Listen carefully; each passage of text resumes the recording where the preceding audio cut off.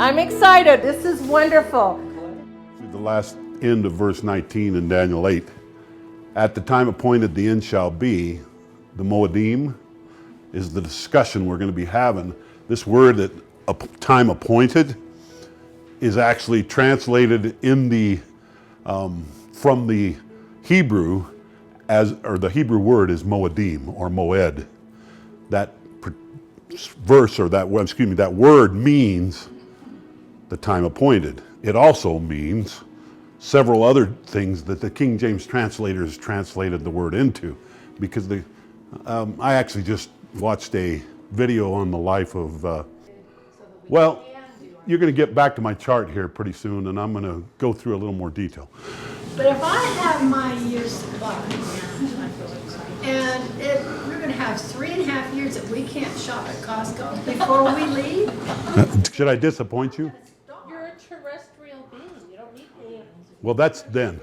The first 3.5 is what the ones you got. I'm talking about. Okay. Oh yeah, get 3.5 years of. Yeah, I was going to say, you know that the original teaching was 7 years, just like it was. It was. The original teaching was get a 7-year supply, just like in the time of Joseph in Egypt. Minimum a year supply. Yeah, the year's just, that's just basic, you know, just basic.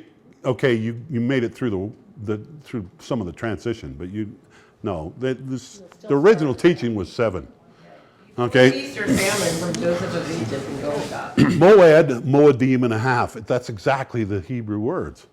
So when Michael stands and he raises his right hand and the left hand of heaven as our patriarchal father, and he says, there'll be a time, Moed, Moedim and a half. Or there'll be a feast and a half. 3.5 year cycle. Do you think that will start in the spring or the fall? Spring, fall. That will start in the spring. The tribulation starts in the fall, but the halfway point is the spring. Okay? Habakkuk. For the vision is yet for a time appointed, but the end it shall speak and not lie. Though it tarry, wait for it. Because surely it will come and it will not tarry. Behold, his soul which is lifted up is not upright in him, but the just shall live by his faith. The word there, obviously, once again, for yet, the Moed feast. Yea, also, because he transgresses by wine, he is a proud man. We're talking about the Antichrist here. Neither keepeth at home, who enlargeth his desire as hell, and is as death, and cannot be satisfied, but gather unto him all nations, and heapeth unto him all people. This is a very ambitious, I want to control the world. It's a Hitler type character who has no clenching of his appetite to control the world. He absolutely is driven by passion to control the world. Going on. Shall not all these take up a parable against him, and a taunting proverb against him, saying, woe unto him that increaseth that which is not his? How long? And to him that ladeth himself with thick clay. Okay, thick clay, in ancient, that's a promissory note. So what he's saying is they're amassing them to themselves, the wealth of the world, through the banking system to begin with, for sure. Because thou hast spoiled many nations, and all the remnant of thy people shall spoil thee because of men's blood, and for the violence of the land and the cities of all that dwell therein. Not a happy scene. He is so greedy for power and wealth and control that it can't be satisfied. This is a thirst like unto Lucifer. What motivates such a person? I have no clue. Okay? I really don't. I don't relate to it in any way. Not a fun dude. Woe unto him that coveteth an evil covenant to his house, that he may set his nest on high. Many speculate that his nest will be a space station. Even Avram Gileadi has speculated that. Yeah, there you go. And thou hast consulted shame to the house by cutting off many people, the abomination that desolates, and hast sinned against thy soul. For the stone shall cry out of the walls against thee, more or less, and the beam out of the timbers shall answer it. Woe unto him that buildeth town with blood and establisheth a city by iniquity. Not a cool dude. Not a fun time to be around this guy. Isaiah's comment on the same verses of Habakkuk. How art thou fallen from heaven, O Lucifer, son of the morning? How art thou cut down to the ground, which didst weaken the nations? For thou hast said in thy heart, I will ascend unto heaven, and I will exalt my throne above the stars. And I will sit upon the mount of the congregation. Guess what that translates to? Above the stars, number one, the mount of the congregation. The mount of the Moed. It's Temple Mount. It's pretty obvious when you read it. You begin to understand. He's referring that he's going to set his control center right there. Right here. City of David. Another discussion. I will ascend above the heights of the clouds, and I will be like the Most High. This is, if not Lucifer himself, it's his replacement in the eternities. I mean, this is not a cool character. The Mount of the Feast. There's no other place that it could be but the Mount of the Feast, the Mount of the Celebration, the place where our Lord was crucified, the place where the atonement. He's going to sit as God. He's going to counterfeit everything the Jews expect.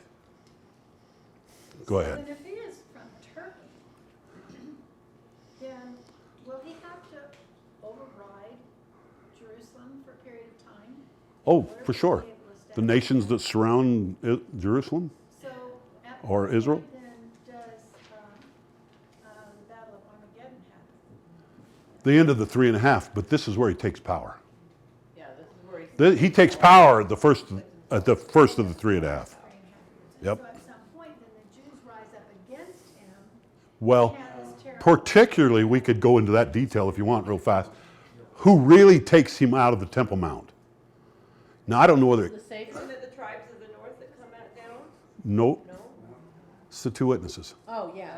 Okay, the two witnesses have power of fire and plague, and what they do is they just take back this portion, just Temple Mount, but the rest of the city is still out of their control. They only protect the temple for 3.5 years. And then they fall on the day and the hour no man knoweth. That's a whole nother parallel with Revelation where he calls down and says to them, or come up hither, as they lay in the street for 3.5 days. Come up hither is exactly the words that the high priest calls the two witnesses that witness the day and the hour no man knoweth. The parallels are unbelievable. So what you got is the high priest, who is Christ, calls to the two witnesses who have been laying in the street for 3.5 days and says, come up hither, come up hither. And they rise and come up and everybody's going, whoa, I didn't see that coming. Okay, and they come up and they're there for 10 days.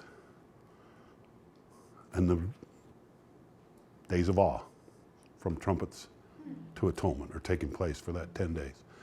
You had some comment, Mike? Oh, I was just gonna, and you know it's on TV because then they're only there for 3 days, but it says the nations, right? Make merry and Yeah, they think they've won the battle finally. These two guys and their hocus pocus, whatever. So those days of awe, that happens after the first 3.5 years. They're raised up for 10 days. Isn't that when we're also raised up? No, we got out of town 3.5 years earlier. This is at the end of the 3.5. Yeah, that's the end of the 7. Okay, we got our out of jail free card 3.5 years earlier. Hopefully, I'm going to say we did. I want to be in that crowd. Okay, I'm hoping that I don't need the wrath to convert me. Is this happening during the wrath?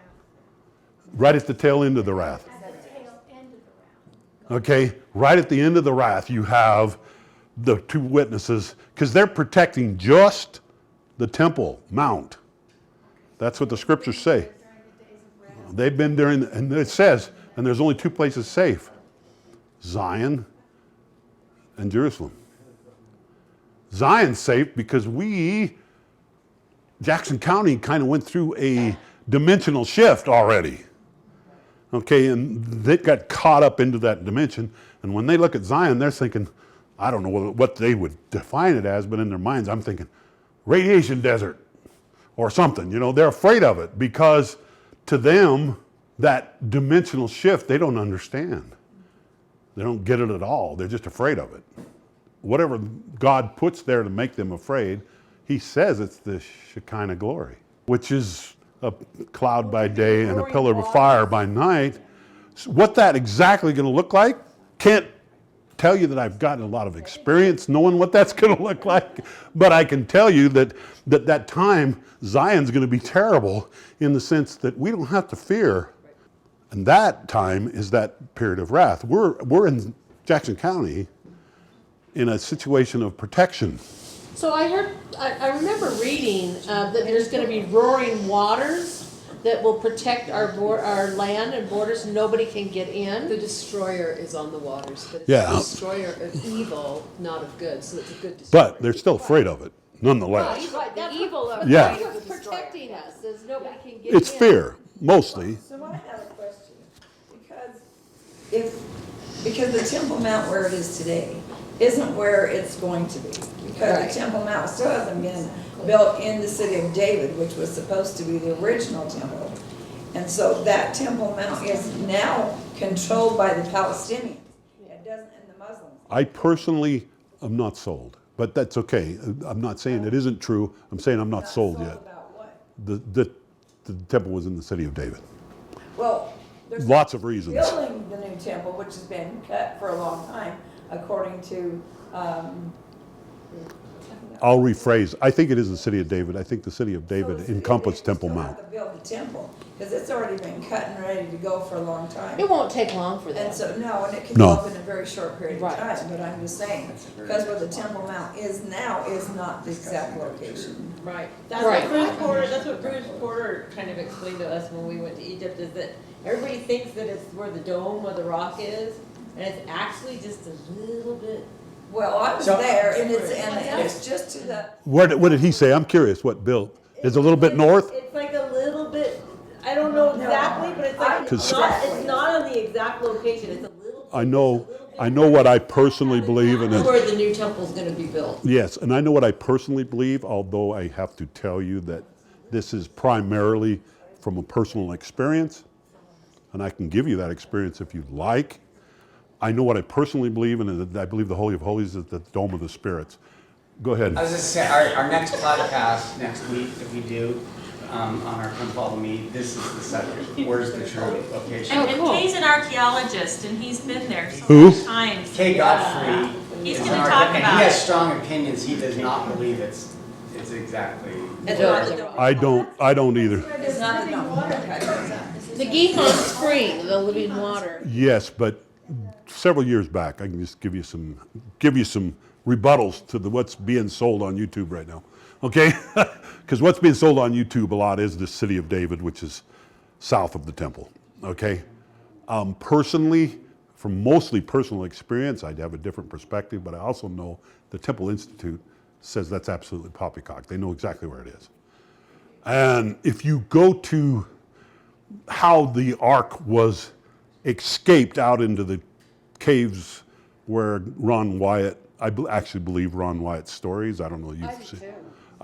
If you go through how the Ark of the Covenant escaped from the temple into the catacombs, or whatever you want to call them, I believe that the description defined in Michael Rood's The Temple of Solomon, where it goes through how they build it with a elevator shaft to drop it into the caverns and escape the Ark of the Covenant.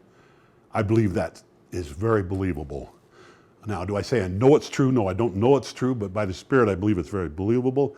And in that, he goes through how the temple pillars actually have two descriptions at two different heights, and the sand hydraulics that actually escape the Ark of the Covenant out of there. And if you go through Ron Wyatt's description and you believe his story, which I personally do, Okay? It fits everything perfectly. But the biggest reason why I believe it's the Dome of the Spirits, which is just north of the Dome of the Rock, is a personal thing. And take it or leave it. Where does that phrase come, dome of the spirits? I've never heard that. It's the description of a little stone that would be right under the Holy of Holies.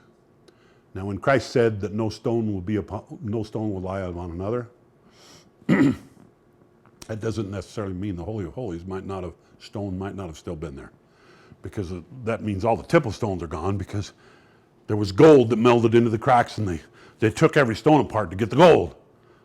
Okay, but that being said, when I was in Israel, then you can take this as just my opinion or my personal experience, if you wish. I was in the Garden of Gethsemane and just enjoying the garden and sitting there thinking, wow, these trees were here when he was here, because they're over 2,000 years old, most of them. And I was thinking, these trees are the trees that were around him when he was here, although they'd have been young trees at the time, and they're very old trees now. And when I was in Gethsemane, guys, I don't even know how to tell this story.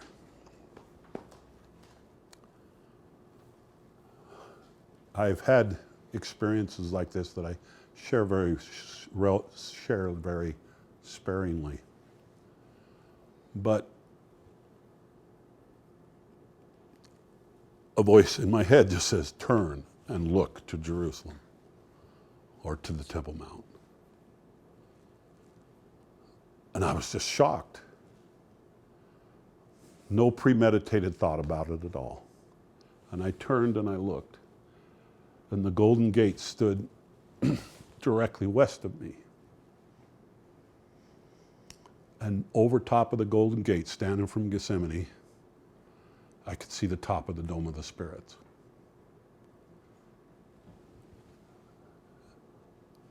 And he said, that's the place. That's my personal experience.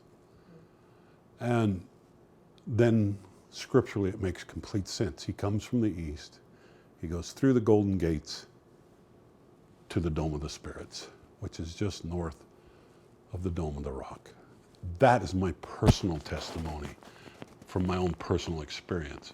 Now, I realize all this research about the city of David seems logical.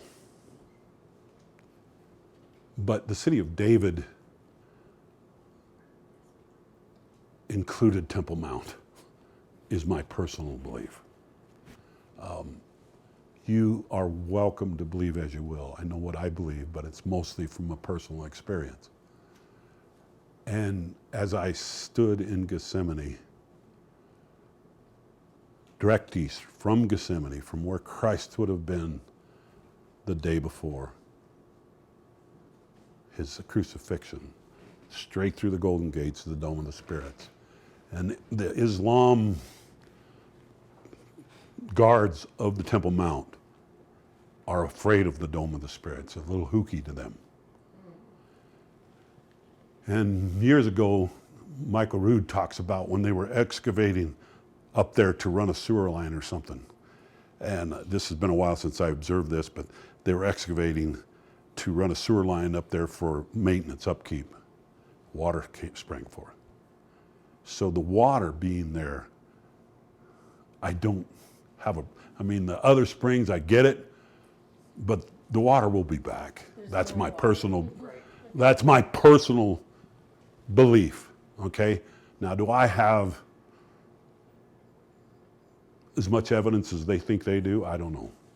All I know is there's many great people who believe the same way I do, that it's the Dome of the Spirits, but mine was a personal witness, and the Dome of the Spirits fits all the class or the archaeology of Ron Wyatt. All of the factors come together for me. So that's what I personally believe. I don't believe it's actually right up here. Mine has a Through the, picture d- here. through the, Oh, yeah, that's the dome. that's the dome of the spirits. He's showing you right there. Which one? The dome in front of The it. dark one. And the dome of the spirits, the rock that's under it there, they think is really hooky. And when a party went there and they stood on there, the Muslims or the Arabs came and said, "Get out of there! Get out of there! Get out of there!" Because that's my personal testimony. You can take that or leave it if you'd like, but that's my And we know it's close. yeah. It's close, and time will tell. So is this going on? So it's the dark one right there. But if you ever get the opportunity to go stand in Gethsemane and you look straight through the Golden Gates, you'll see the Dome of the Spirits over top of the Golden Gates. Now, which end, which side of the Dome of the Rock is it? Just north, which is the exact opposite of all these people saying it's to the south. I'm telling you, my belief is it's the opposite of where they're saying. But you can't see it in this picture, it's too small, but I think that's it right there. I'm not sure, but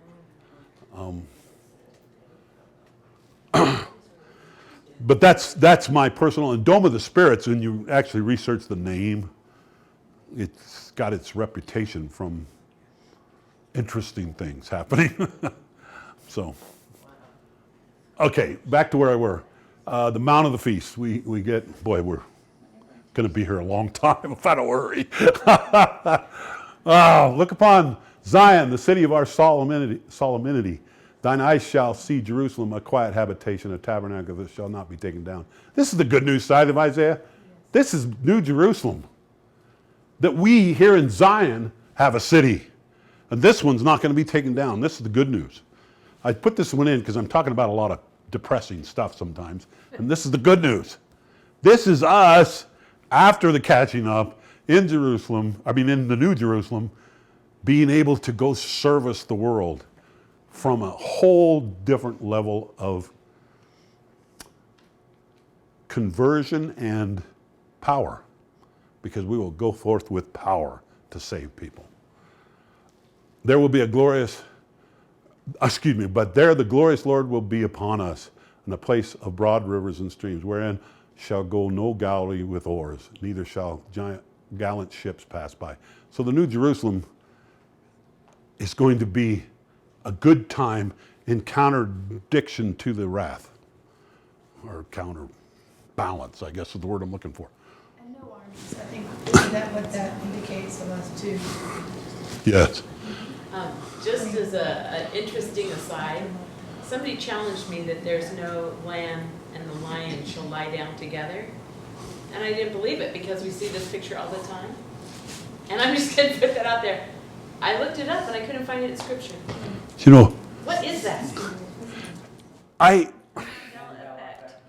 Yeah, I know. That's what I've wondered, because as a kid, I remember looking up the Scripture. That's kind of weird. I love that. What's that called again? I actually have wondered that myself, because I could swear as a kid. That's another presentation. Yeah, that's a whole other discussion. But as a kid, I could swear I looked that Scripture up, and it said the lion and the lamb. But It's in a song. I know, and who knows what it is. But I hear you, and it actually is the wolf and the lamb and the wolf, I think.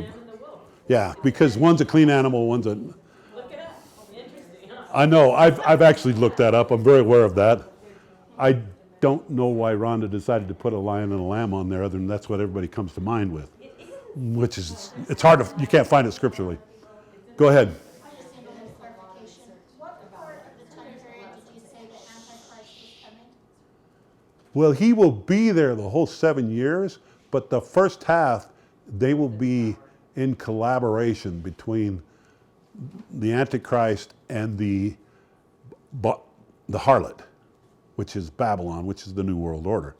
So the first half of tribulation will be him it's set, but he will be in they'll be in this cozy relationship.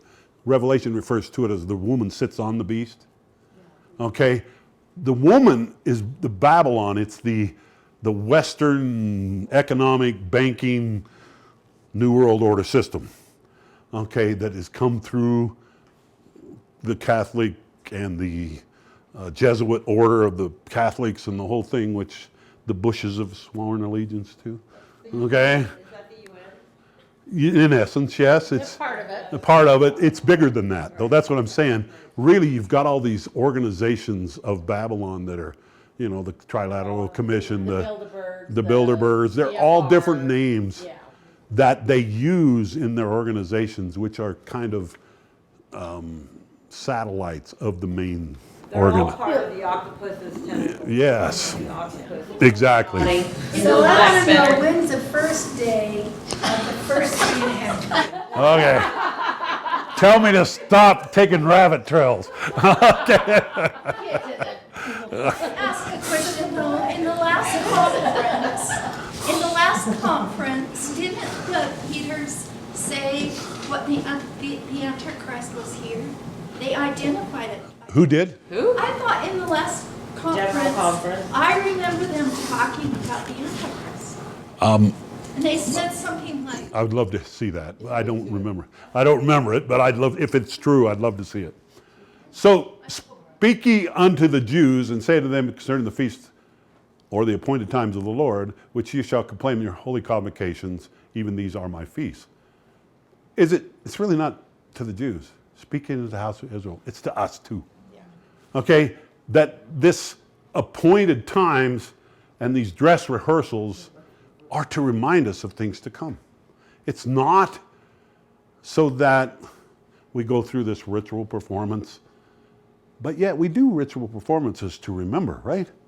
Every week we take the sacrament to remember, to understand. That's all this was. The law of Moses was not some barbaric practice to make us all question 2,000 years later, why in the world did you do that? Well, maybe it was. So that we could ask ourselves these questions. Why did Moses command these things? Why did it happen? Well, it's so that we would understand the appointed times. I'm going to move fast because I think you guys got the point. Okay? The 3 times a year they're to gather to the temple at these 3 seasons. At the 3 times a year, that's why the Nephites were gathered at the temple when Christ came, because they were rehearsing their rehearsals. And they were at the temple for this one when he came, because it says shortly after his ascension, he came. So I'm driving this point maybe home more than I need to. I think you guys all got it. This is similar to the way the sighting of the new moon looks. That's the way it looks tonight. Yeah. Is it that way tonight? Is tonight the day? No. It looked almost like that last night. Yeah, it would have been. Yeah, it's probably, I mean, according to their calculated date, it's the 3rd of Elul. Well, so which means it was 2 nights ago, if their calculated calendar is right. I actually didn't witness 2 nights ago or 3 nights ago. I should have, maybe, but I didn't. That's kind of what a new moon looks like. That's a little bigger because it's usually just a sliver, really small sliver, in the western sky right before sundown. But this date right here is the one I want to talk about the most, this day of first fruits, because that is the center point of all of Daniel's numbers. And you're going to go, whoa, why? Well, because D&C 88 says on this day is when the catching up takes place. That's what D&C 88 said. These are the first fruits. They are the ones caught up right after the half-hour silence in the midst of the 7 years. On the 15th day of the same month is the feast of unleavened bread. Unto the Lord 7 days you must eat unleavened bread. And the first day is a holy high Sabbath, and you shall do no servile work. And the 7th day is a holy convocation, and you shall do no servile work. So he's appointing 2 high Sabbaths in the week of unleavened bread, which is the week of Passover week, unleavened bread. The 1st and the 7th. The 7th is the one we want to take a look at, because when this 7th day of high holy day parallels with first fruits, which happens in the year of the fulfillment of these things, is why I'm bringing that to your attention. Okay, Passover, April 6th, the evening of 6th, the day of the 7th, 2031. There you are. Passover, the day of April 7th, the evening of April 6th. 7 days later, on the high day, I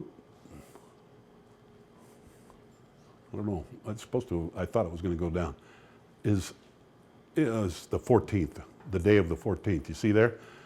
The 8th would be the first day of unleavened bread. The 14th would be the 7th day of unleavened bread. This is off of a website.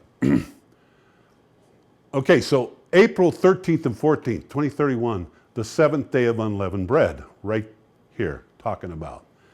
That day is first fruits in 2031, just so you know. Why does that matter? Because it's the only day that all of Daniel's numbers leak from. That Daniel's numbers link. Okay. The Daniel's numbers link from. And you're going to go, this is pretty bold, but what I'm about to tell you is pretty bold. It is the 7th day of unleavened bread, the 21st of Nisan.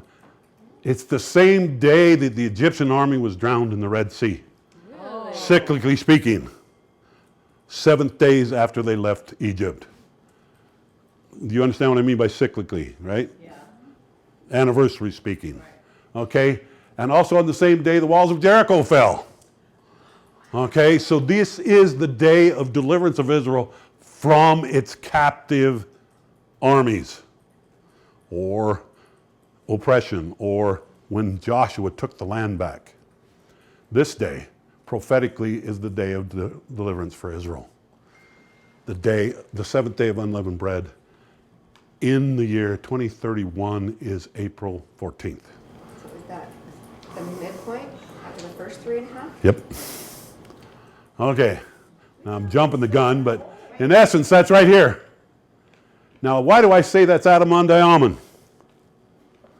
Because who blows his trump in DNC 88 and in Daniel 12:1 and in Thessalonians, who is the one that sounds the trump that calls forth this resurrection and translation? Michael. Who's Michael? Adam. Happens right there in the middle at the abomination of desolation. Okay? This right here, this event, the abomination of desolation and the Adam on the almond are the crossover event. It's the reversal. That's where everything starts to change. Okay? So that time frame here is of Adam on the almond right there is first fruits, April 14th, 2031, the 7th day of unleavened bread, the day of Israel's deliverance. Now you're going to say, oh, well, that's easy enough for you to tell me. Now show me why you believe it. Well, there's lots of reasons I believe it. Okay? If I go back to the Feast of Dedication, December 25th, 26th, 2024, the Feast of Dedication, the Festival of Lights. What is that? Where did it come from? Why do we have the Feast of Dedication? The Maccabees.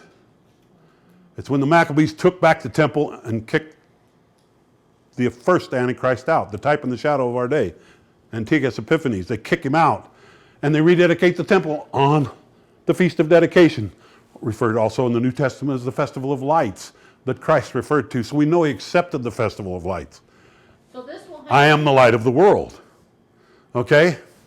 So at the Feast of Dedication in 24, Keslev 25, which is the Hebrew, polluted Hebrew name, for sake of a term.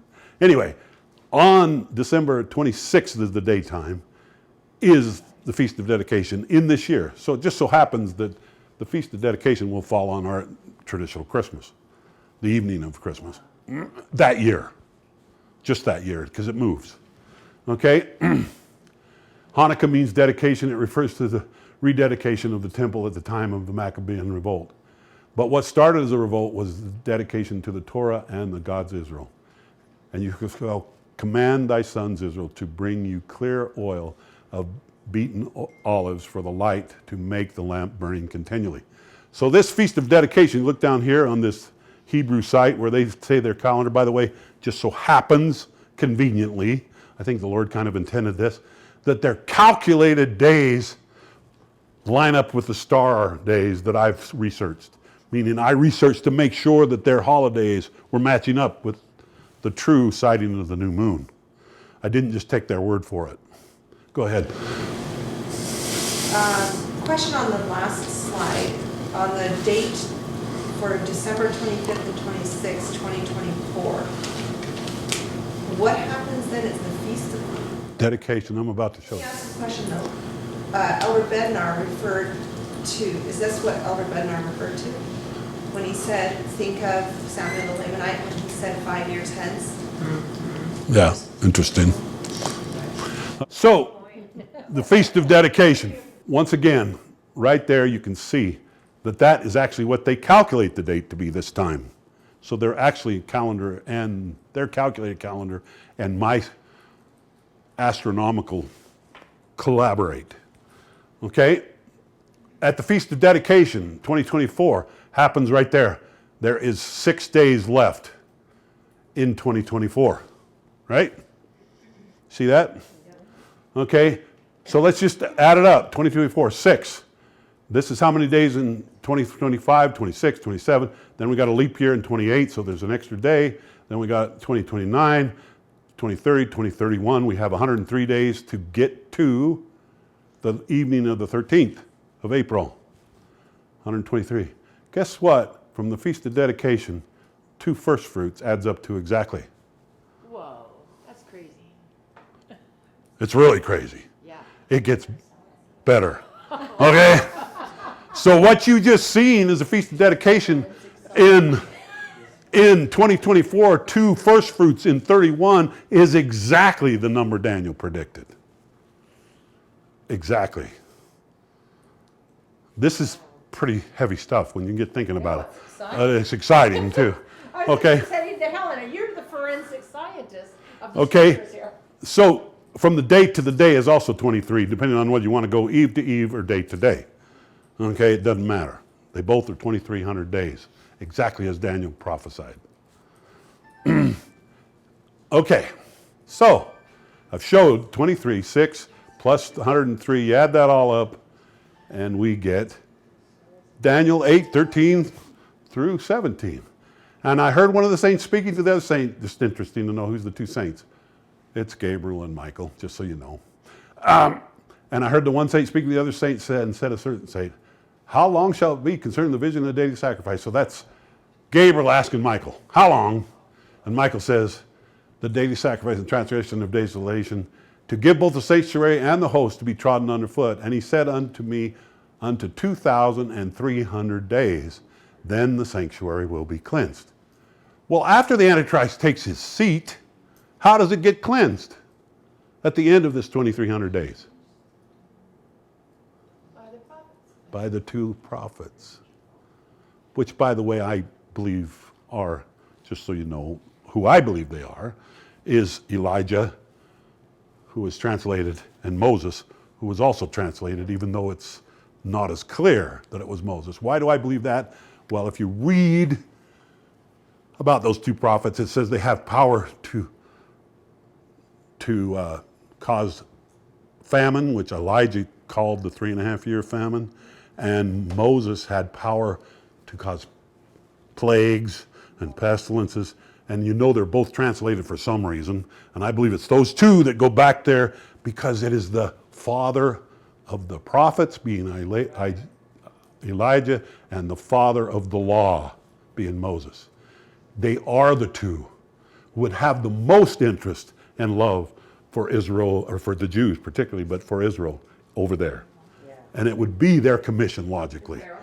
Josephus says that Moses and Elijah will stand on the mount with the Savior at the second coming. So I think that's another witness. Okay, now that's a beautiful one. I love that. I'm sure they're going to Okay, personally, I won't apostatize if I'm not right, but I can tell you, I believe very strongly it's Elijah and Moses. Okay, I'm very convinced because of the description of what they do. It is the description of Elijah and Moses. Elijah's the father The prophets, Moses the father of the Torah, the law.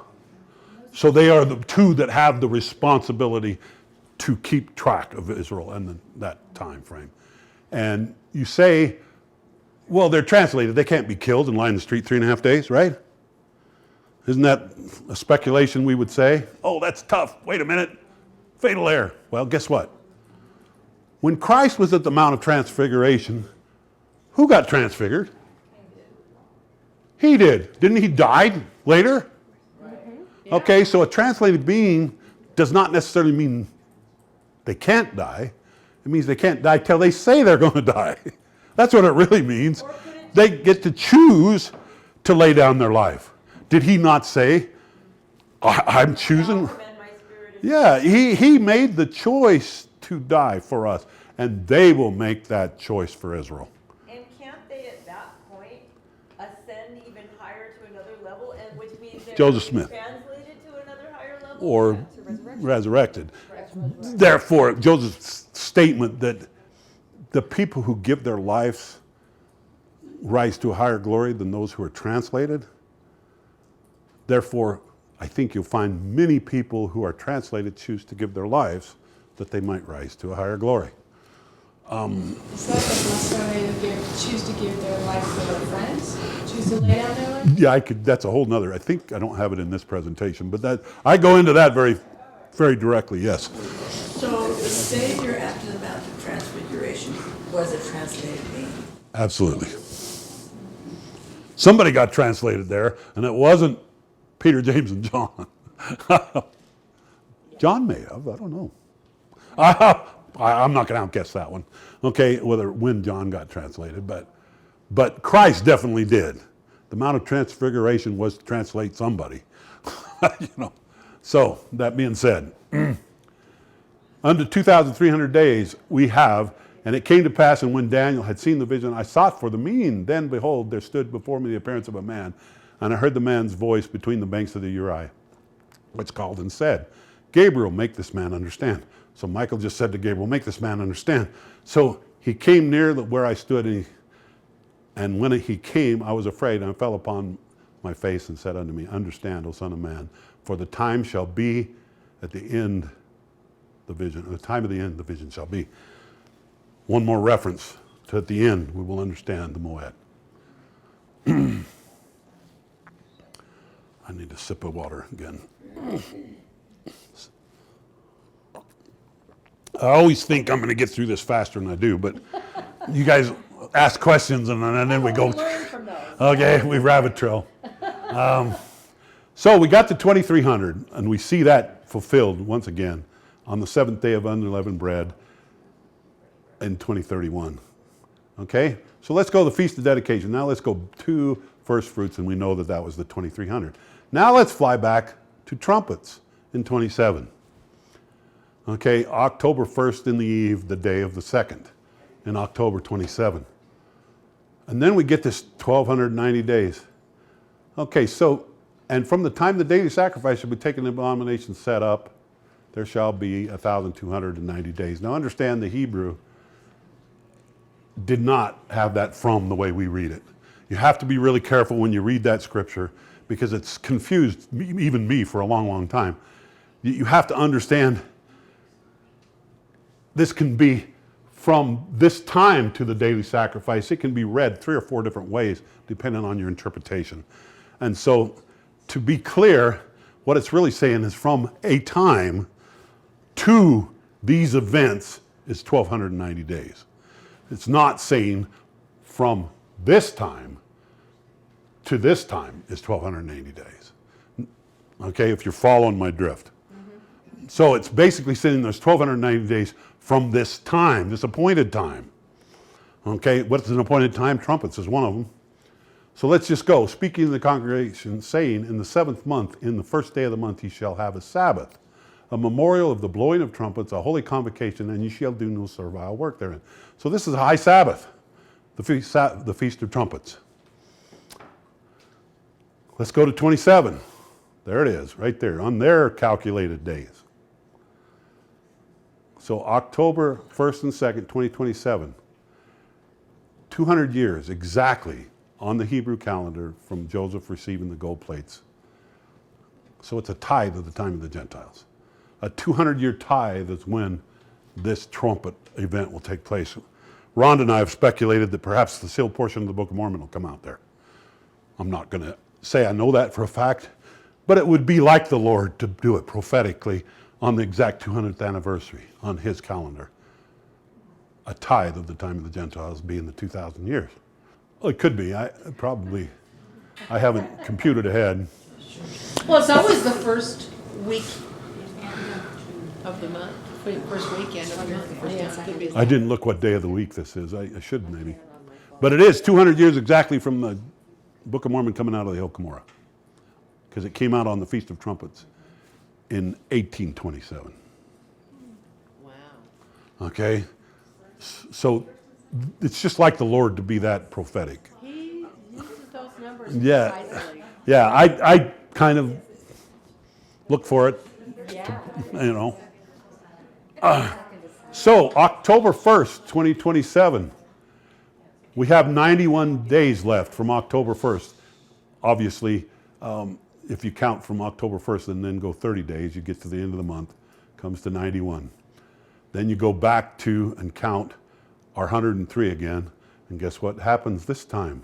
From trumpets, 27, to the very same first fruits that we had last time. Very same day, 1,290 days exactly. Wow. So now we did it twice, from prophetic appointment to prophetic appointment. It's happened twice. Okay, well that's cool. Let's just keep having fun. Okay, 1,260 days. Book of Revelation, 1,260 days. In the book of Revelation, we have John saying that it will be 1,260 days that until the time of the end. Okay? The second coming of it all the way out. Okay? And the woman fled in the wilderness. She said, what are we doing? Hopefully that's us right there. Okay. And there shall have a place prepared of God that they should feed her there 1,260 days. That's Revelation, a few verses later. And the women were given 2 wings of a great eagle, that she might fly into the wilderness, into her place. There she is nourished for a time, times, and half a time, the face of the servant in Revelation. So, eagle's wings, translation. Eagle's wings given, they're given translated states. Okay, then let's go to Daniel again, which we've read, but we're going to read it again so you know. And I heard the man clothed in linen, which was upon the waters of the rivers, and he held his right hand and his left hand to square. And saith to him that live forever shall be moedim and a half. And then all these things shall be finished. All these things. So this is pretty bold that I'm saying right here. And you shall eat neither bread nor parched corn nor ears until the selfsame day that you brought an offering unto God, and it shall be a statute to you throughout thy generations and all your dwellings. And ye shall count unto you from the morrow after the Sabbath. This is showing your first fruits. The day that you brought the wave offering, the sheaf wave offering, 7 Sabbaths shall be complete, even to the morrow after the 7th Sabbath. And what is that saying? That first fruits is the day after the Sabbath. So that day in the year of Christ's crucifixion and resurrection was the resurrection. And why did he say to Mary, touch me not, for I have not ascended? Because he still had to present the wave offering to the Father. What was the wave offering? It was that resurrection. He had to present those who were resurrected right after he was from the ancients. They got their resurrection right with him at that time. So you can assume that, you know, Moses and a lot of those guys got, well, Moses was translated. The wave offering is more. The wave offering is the resurrection that he was presenting to the Father. That was the typology. And he told Mary, because the high priest couldn't be touched by anybody until he had made the wave offering. Why did Moses command them to do it that way? Because God's perfect in his types. And he was telling us that Christ would not be touched by mortal hands again until he had presented the offering to the Father. That's why Mary couldn't touch him. Otherwise, they would have embraced, because if you believe as I do, Mary was married to him. Okay? And they would have, she says Rabboni, which is basically the title a woman gave her husband. And so there's only one thing that would have kept them from an embrace right there. And that's Christ saying, hey, I can't I gotta show the offering. And why would he say touch me not? Because he knew. Because yeah, she's like headed towards him, you know. No other woman would have No even other had, woman. no other woman would have even had the right to even attempt do to that. embrace him. Yes. His wife. Exactly. Anyway, Isn't that also like Elijah with all the resurrected beings? That means there really are more that be with us than they that be with the evil. oh yes, So that we know that that whole wave of the first half of the the Earth's history are going to be helping us. yes. That's power. It's beautiful, and that's what went with him the first time. That's the first fruit wave offering. Guess what? There's another one. There's another first fruit offering made at Adam on the almond. Okay? In 31, if you go from the 14th, which is the wave offering, or even in the 13th, you got 17 days to the end of the month. Okay? There is your sighting of the new moon of trumpets in 34. Why did I do a sighting of the new moon on trumpets of 34? Because in this year, or in the year of 34, their calculated trumpets is off by 1 day. Remember how I told you that the sighting sometime doesn't match their calculated day? Well, in this particular one, it's off by 1 day, and I wanted to show you astronomically that the first fruits day was actually September 14th, the eve of the 14th, counting 10 days forward from the 14th. So you count 10 days forward. Why am I counting 10 days forward from the 14th? What's on the 10th day after trumpets? Those are your days of awe. Yep. And it ends with the Day of Atonement. The Day of Atonement, the highest, holiest day of the Hebrew calendar. It's the day the high priest could go and see God. So after the 10 days ending on the eve of the 24th, not the 23rd, which they will say, it is the 23rd. If we go to there and we count that last month out, we have 24 days in September in 34. Okay, you with me? To the 24th? So let's go to our thing. They say the 23rd, and I don't know why in the world, I don't know what I got up there. I must have. But it's the eve of the 24th it's supposed to be, I think. How did I do that? Let's go back one, just for my own sake. Okay, yeah, this is the day. I'm sorry. I had to make sure I thought this through right. Sometimes when I'm thinking, I get dyslexic.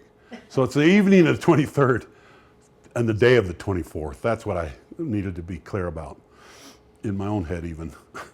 So there it is, the eve of the 23rd and the day of the 24th.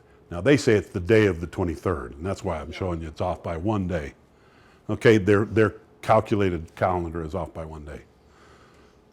So let's just run it down. So let's go from our first fruits day, April 13th, 31, or the day of April 14th. We've got, in 3031, we've got 262 days. And then in 2034, going up to, we have 266, which adds up to 1,259.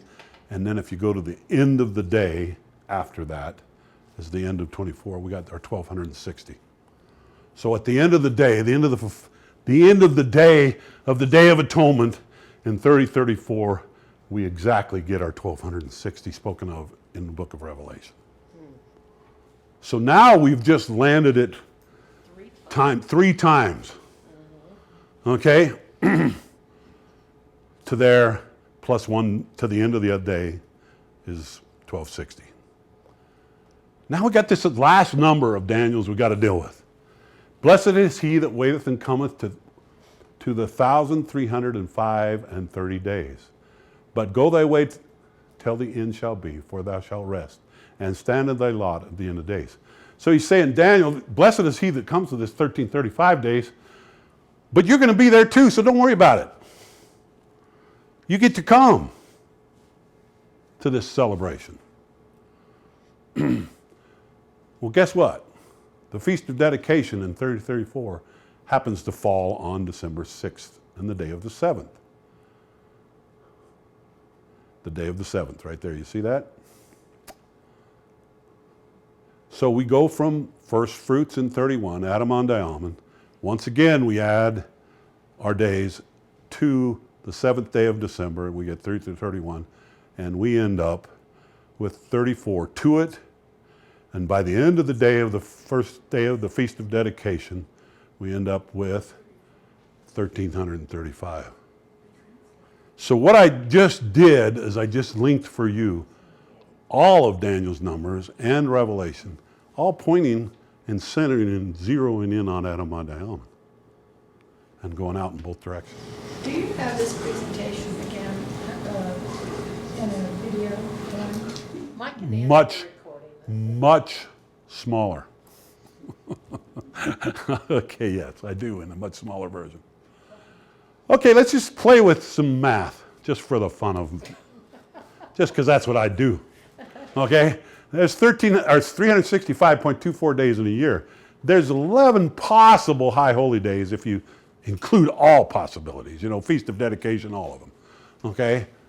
So we times that, or we divide this into that, we end up with 33.2 odds. So the odds of any one of those landing on a holy day is 33.2 times if you just count the year.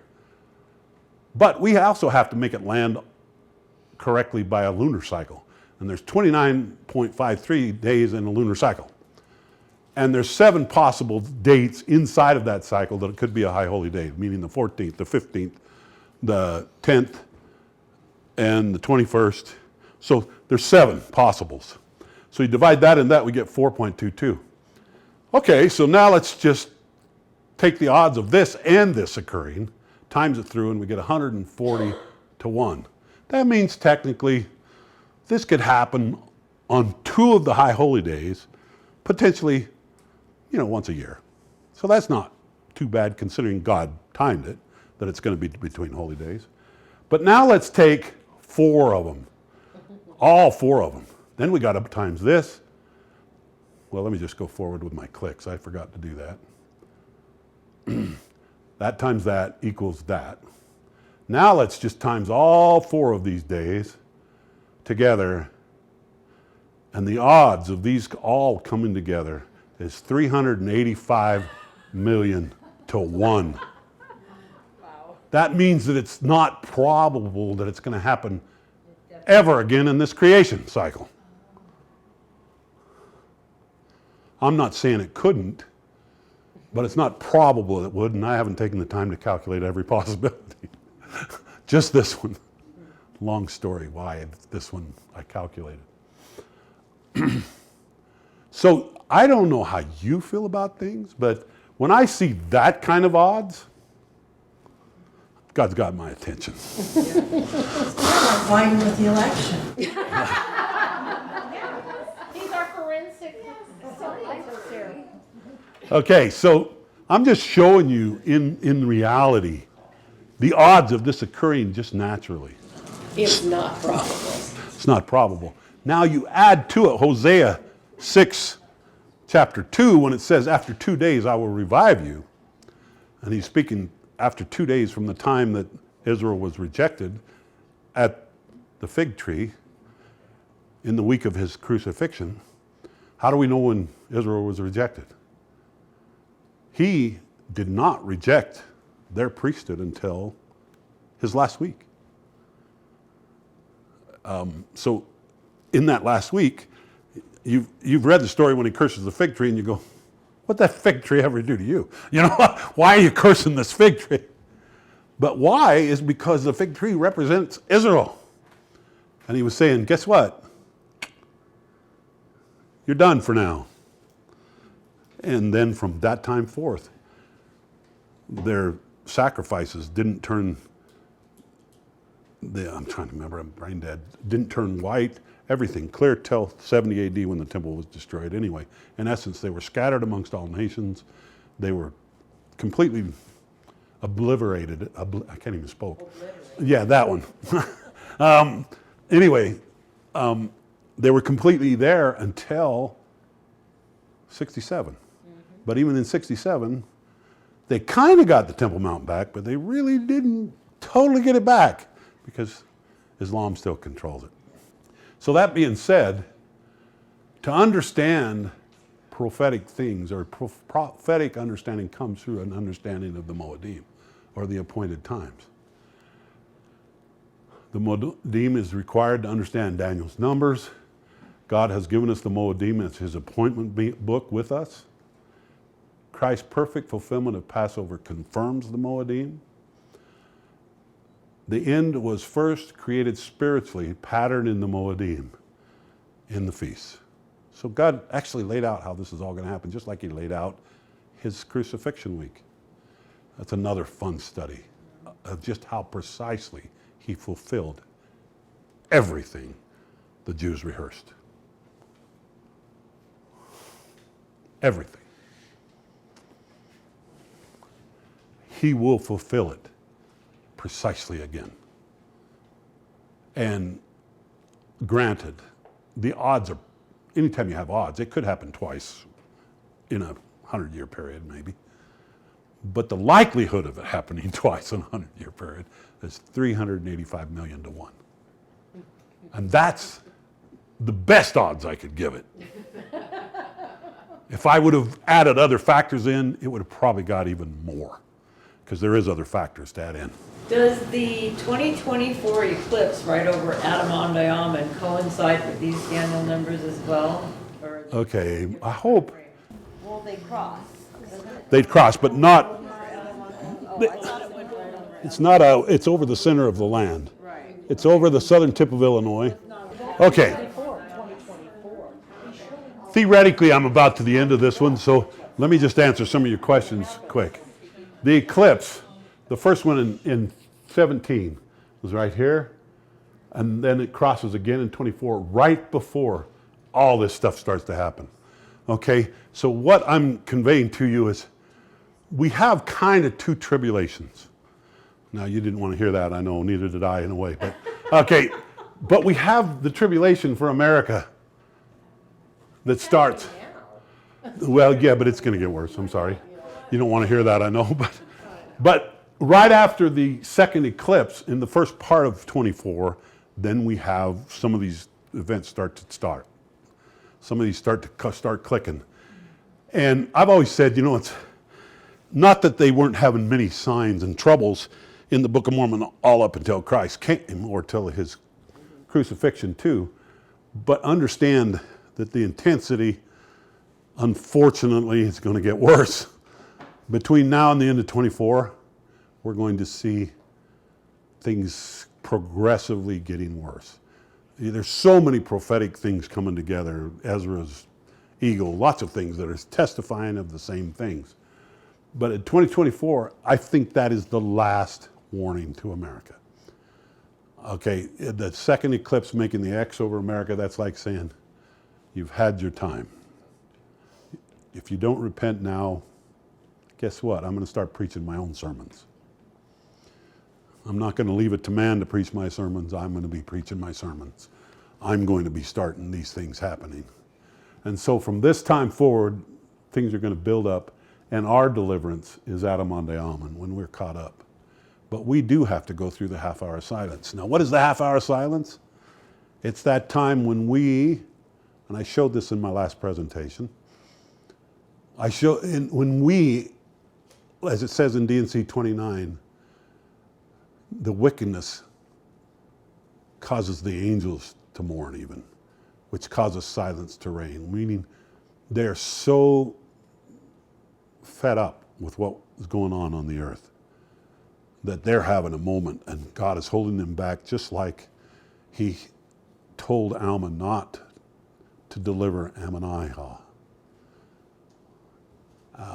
And so we're going to be in that stage, and in that time, particularly the last 3.5 years of our tribulation, you might call it, our silence, where it's going to seem as though the Lord has abandoned us. And we're going to be in that position where we're getting our test of faith. And we're wondering why he has not delivered us. We're not going to escape trouble just because we escaped the wrath, but at least we escaped the wrath. We are going to go through a time that's going to be where the heavens are silent to us, and we don't totally understand it. And to this day, I wish it didn't have to be in a way but even Christ did. Oh my God, why hast thou forsaken me? And we will find ourselves asking that question. And when you find yourself asking that question, just think of him and realize he really hasn't. But in order for our garments to be made white, we have to have a testing. We can't sit side by side with Joseph and with Abinadi and with many of the prophets who have laid down their lives. Isaiah. And I know this sounds like something maybe we don't want. We all want that cushy little cloud to go sit in, you know. But could you feel safe sitting with those brethren or those people and their families, having not stood as valiant as they? Right. You know, granted, we need to be praying. And that's kind of why I put the last little bit in here, and you'll forgive me. It's out of my pitch range, but I'm going to sing you a song. You'll forgive me because I'm doing this to somebody else's accompaniment. It's a little low for my range, and I have a low range. Or it's way high for my range, but I'm going to take the low more over the high. Okay?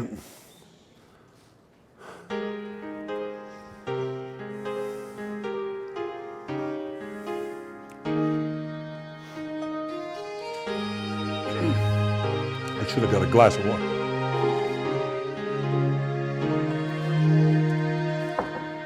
Lately I've been winning battles left and right, but even winners can get wounded in the fight.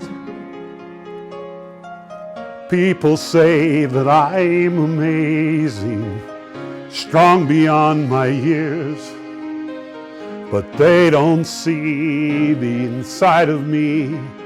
I'm hiding all the tears. They don't know that I come running home when I fall down. They don't know who picks me up when no one is around. I drop my sword and cry for just a while, 'cause deep inside this armor, the warrior is a child.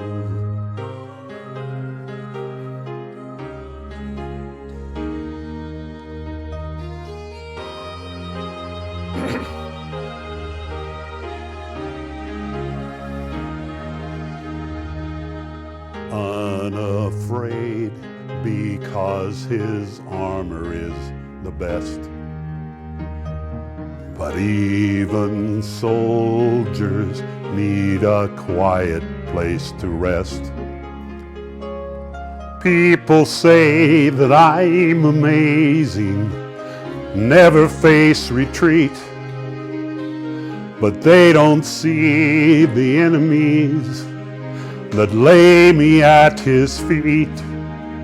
They don't know that I come running home when I fall down. They don't know who picks me up when no one is around. I drop my sword and cry for just a while, 'cause deep inside this armor, the warrior is a child.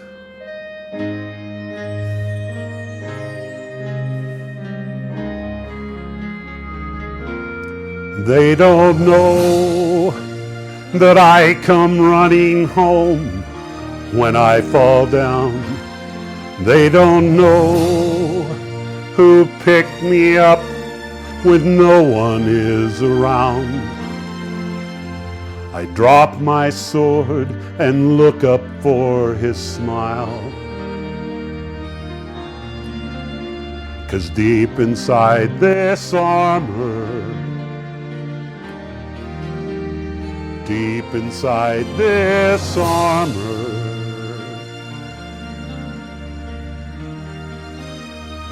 deep inside this armor,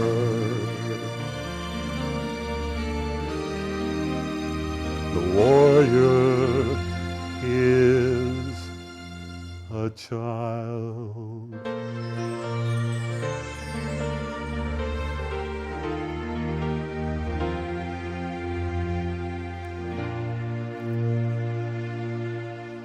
So when we find ourselves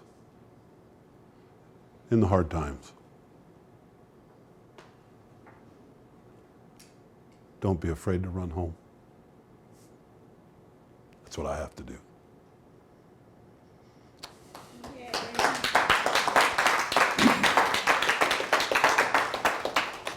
So in my mind, so 2031, August 13, 14.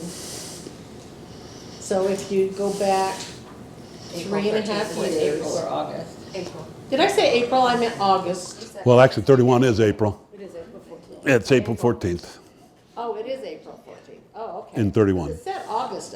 It's April. It's April. Okay. Keep going. No, You were asking so a we go back 3.5 years, that's really the Trumpets. start of the tribulation.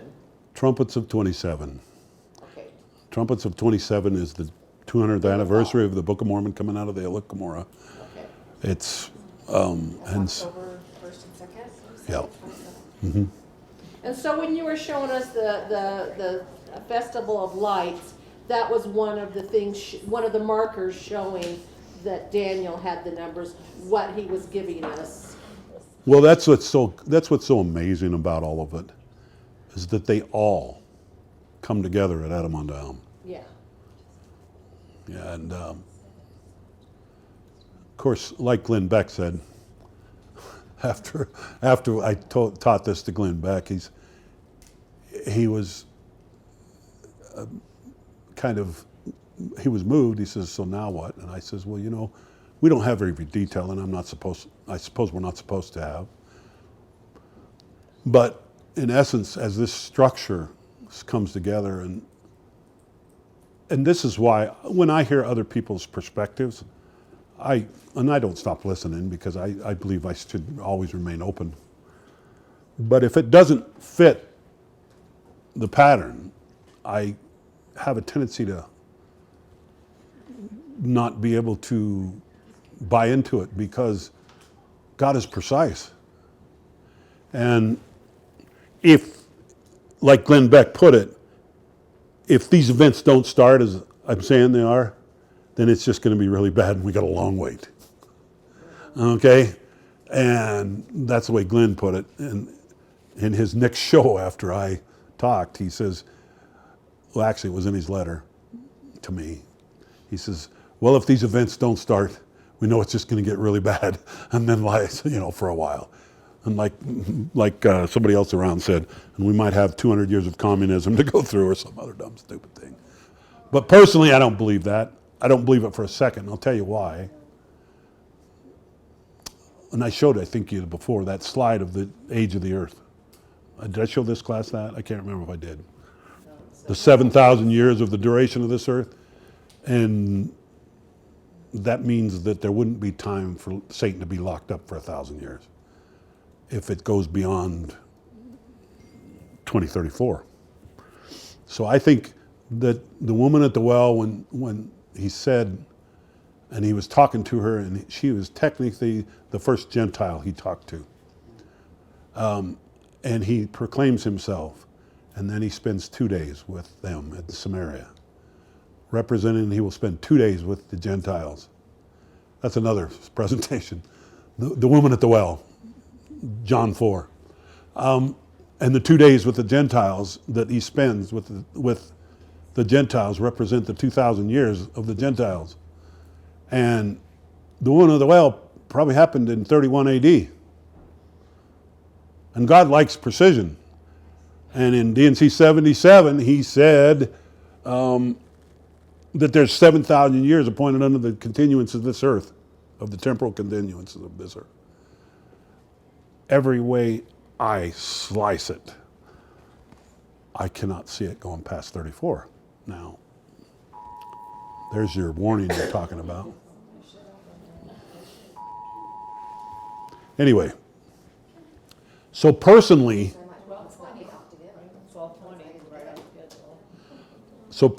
I'm just telling you that this is so real to me, I live it every day. I wake up every morning, and my wife and I often will look at each other and say, what do we need to be about? Because the greatest time the world has ever known is about to happen, and the worst time the world has ever known is about to happen.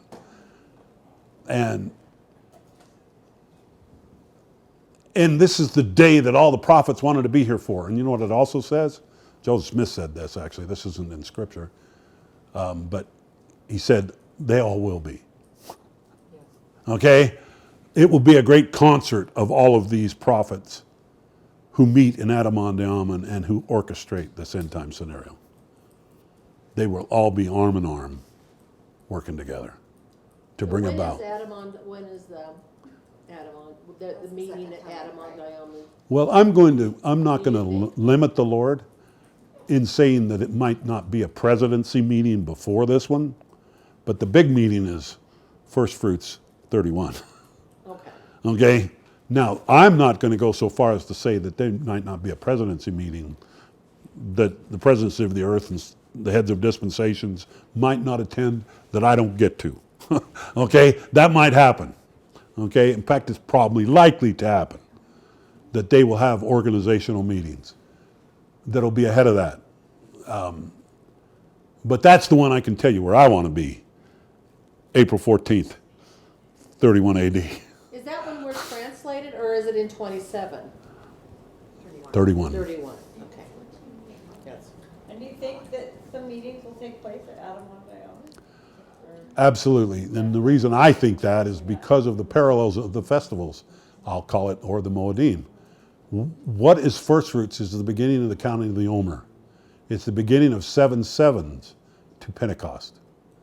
Okay? And that 7 sevens, I believe, is going to be 50 days of meetings at Adam-on-Daman.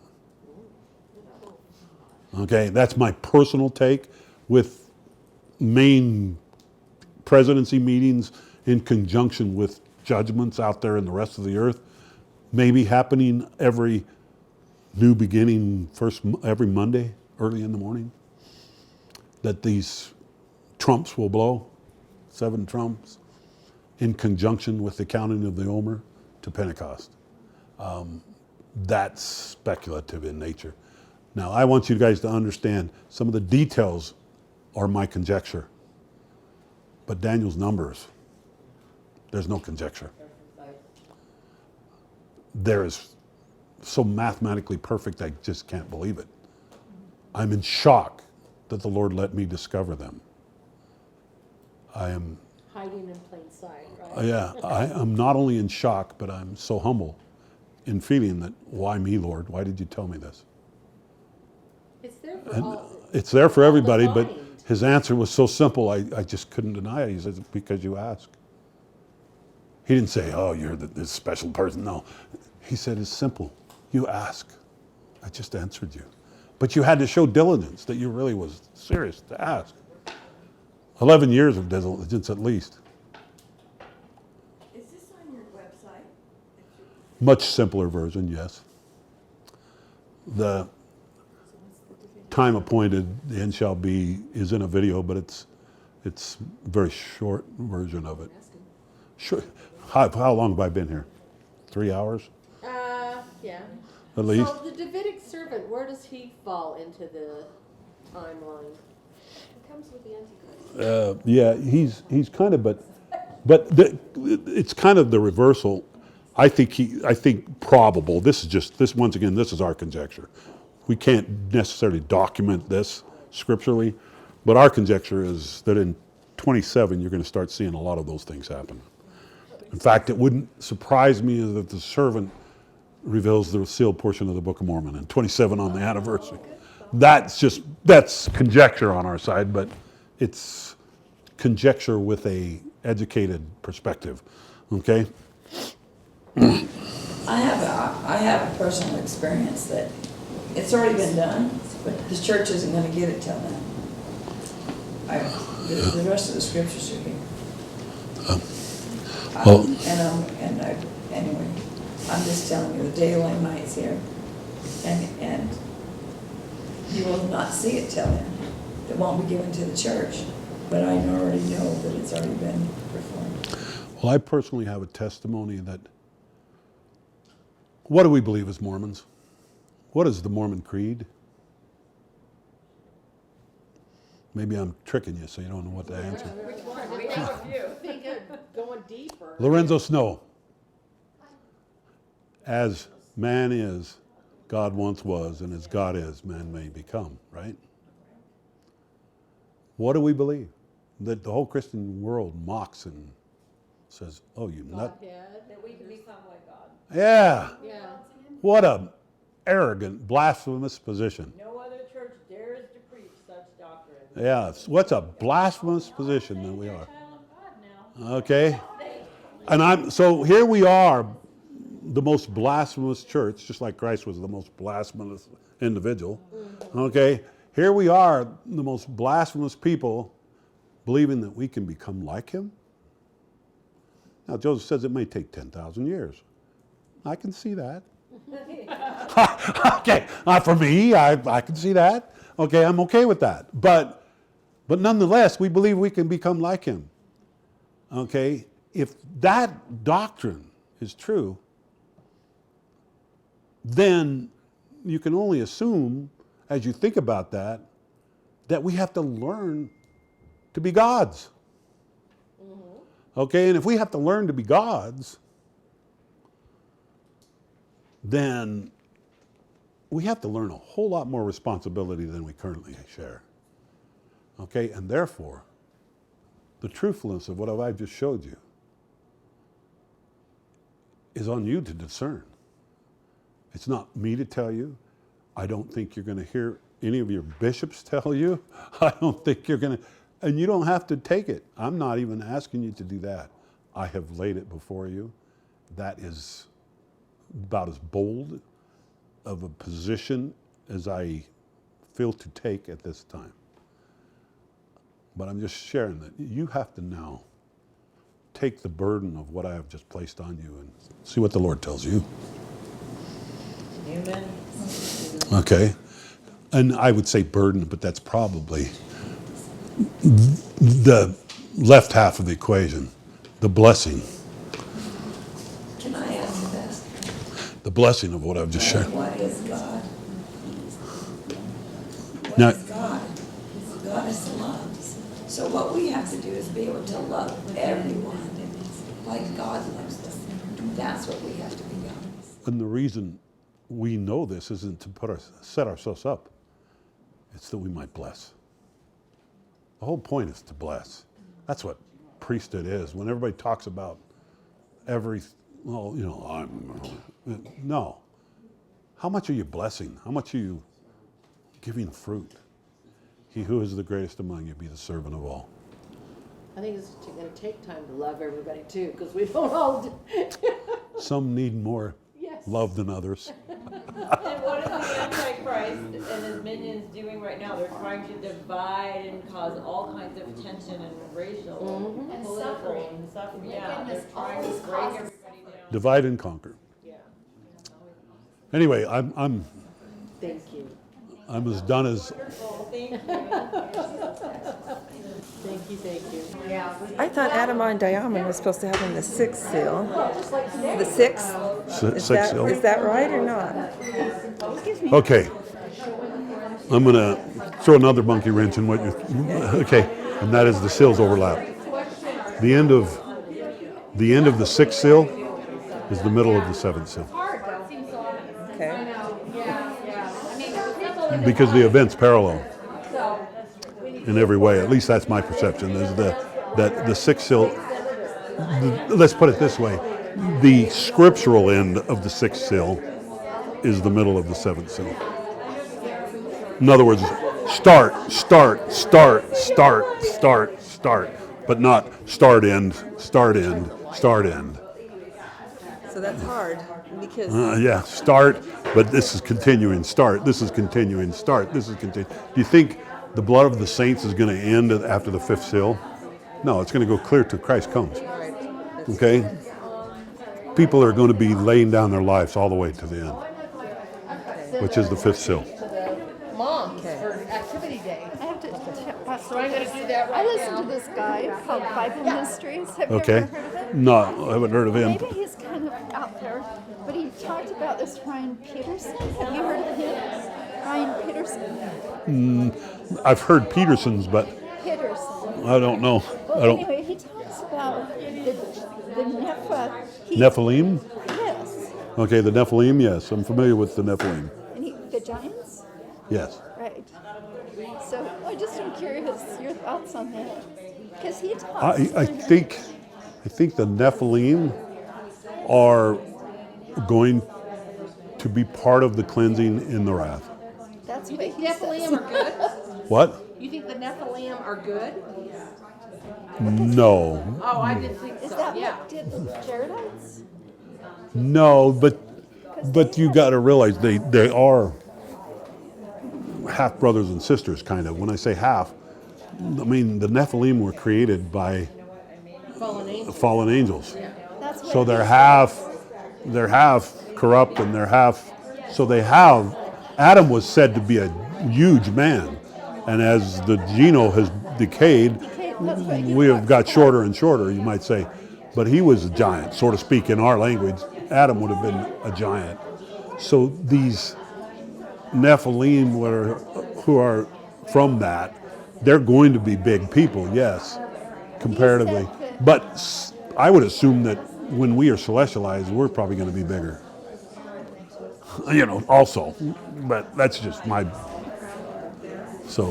Well, he's so interesting because he talks a lot about what you're talking about, only he's not LDS. Right. So it's interesting. Yeah.